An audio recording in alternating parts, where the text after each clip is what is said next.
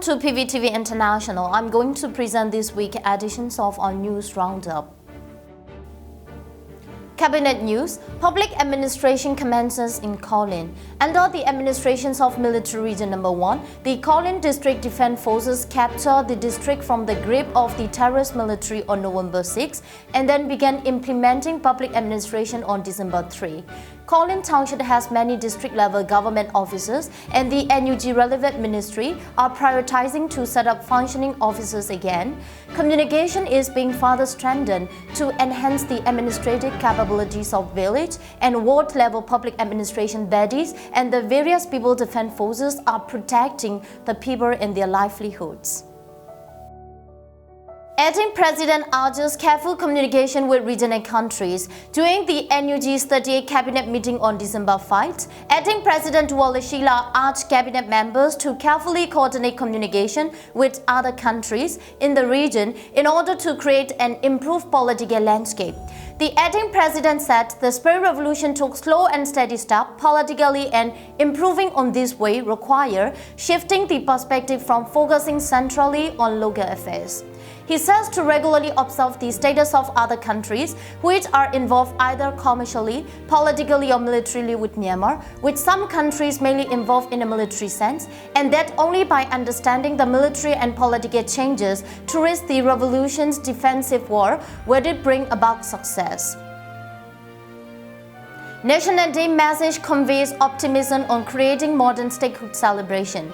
In its formal message for the National Day on December 7, the NUG stated its belief that a modern variations of the commemorations will emerge as the Spring Revolution pushes forward against the terrorist military, while stakeholders adhere to the values of freedom, justice, equality, among others outlined in the Federal Democracy Charter, which in itself is based on the collective goals and objectives of all the people of Myanmar.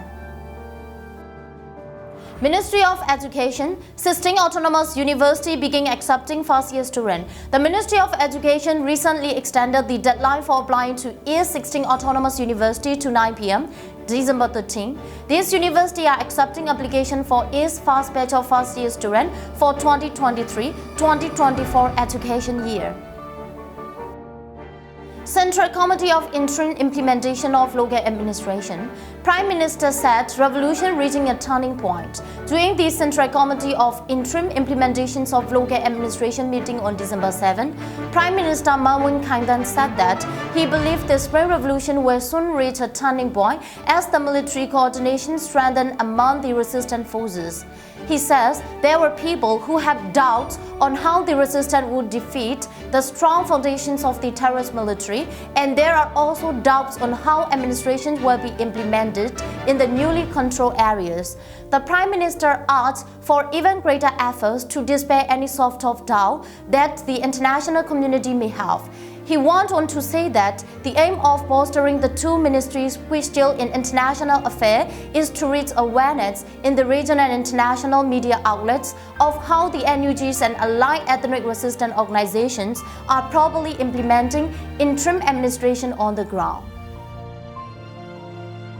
Ministry of Home Affairs and Immigration. MOHAM urges non-CDM workers to join the revolution. On December 1st, the Ministry of Home Affairs and Immigration issued an order calling for civil servants who are not participating in the Civil Disobedience Movement (CDM) to contact the relevant township administration body and join the revolution by bringing relevant ministerial documents. This order was mainly aimed at non-CDMers in recently controlled areas of Magwe region from the police force, General Administration Department, Bureau of Special Investigation, Prison Department, Fire Service, and the Department of Immigration and Population.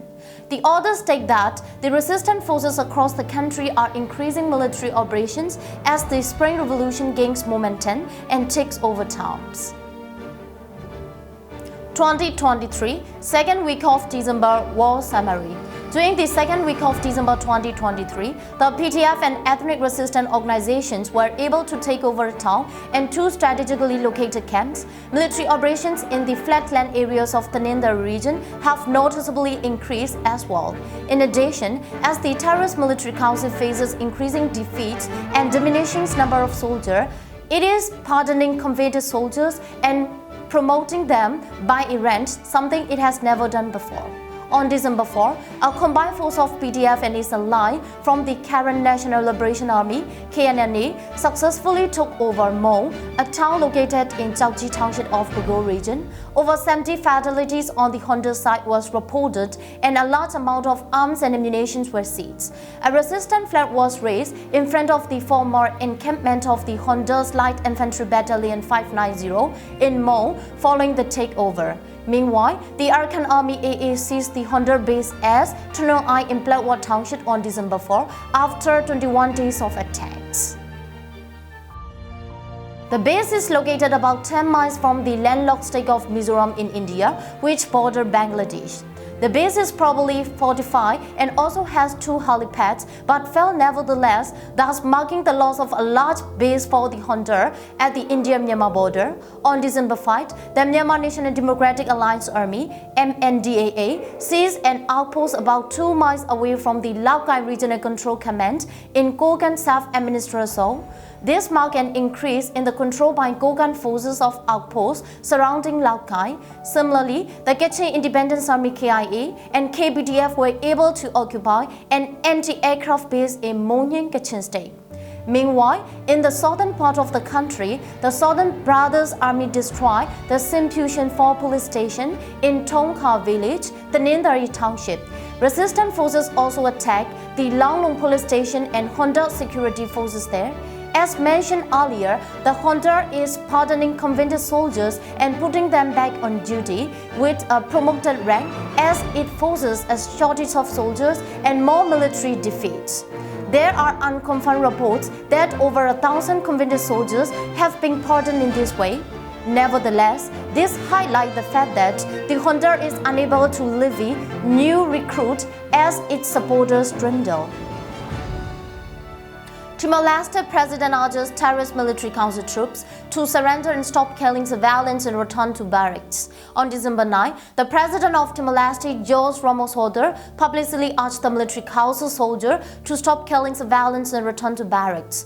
In his message, the Timor-Leste President said, "Today my words, my message is to them all, but particularly to the soldiers who are the sons and daughters of the people, the senior officers, the captains, the majors and the sergeants, you who are the children of the people, you should be proud of an army that protects the people. It cannot be an army that is at the service of the few and oppresses the people, kills the people, including innocent children and the women and elderly, the school teachers, medical doctors, bankers, peasants. So I speak to you, the military, those serving in the army, in the air force, in the navy, and in the police, do not turn your guns on your own people." The Timor-Leste President then said, "Myanmar generous officers, sergeants, soldiers, you can make a new dawn happen in Myanmar by simply not firing one single shot more. So, you members of the Myanmar Armed Forces, you have a historical chance. The historical chance is to say, we are no longer going to fight. We are going to stay in one barracks and we are not going to turn our guns on our own people." He also said, "The Rohingya are people of Myanmar, but the problem of Myanmar is larger than the people of Rohingya or Arakan state. It is the whole of Myanmar that has been enslaved by the military for almost 60 years since independence. My advice to the international community is to pay closer attention to the situation in Myanmar." Let's see what do we have for our weekly roundup news in coming week. Thanks for watching PVTV International.